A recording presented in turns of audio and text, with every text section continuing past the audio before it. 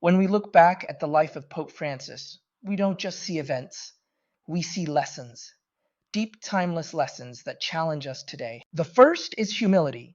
In a world where leaders compete for attention, Pope Francis chose simplicity. He chose to live in a guest house rather than the papal palace. He drove a modest car instead of a luxury vehicle. He wore plain shoes instead of designer ones. And in that simplicity, he showed us something profound. True authority doesn't need to shout, it whispers. It leads by example. It reminds me of great business leaders like Tim Cook or Warren Buffett. Buffett still lives in the same house he bought decades ago. Cook keeps a modest profile despite leading one of the world's biggest companies, because humility isn't weakness, it's wisdom under control. The second lesson is compassion.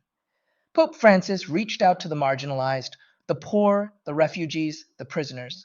He didn't wait for them to come to him. He went to them. He washed their feet. He listened to their stories. He reminded them they mattered.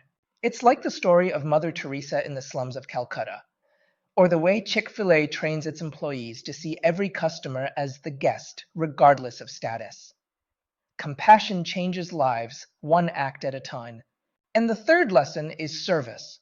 Pope Francis lived a life of service, aligning every step with Christ's teachings. He didn't just talk about love, he acted it.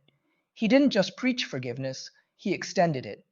His hands were never too clean to touch the hurting.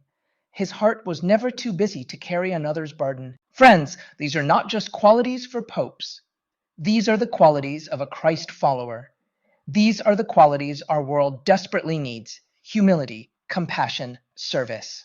And here's the challenge: what would our families look like if we lived this way?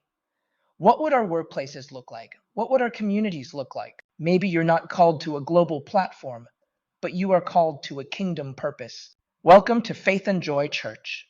Welcome to a place where these lessons come alive. Welcome to a journey of becoming more like Christ.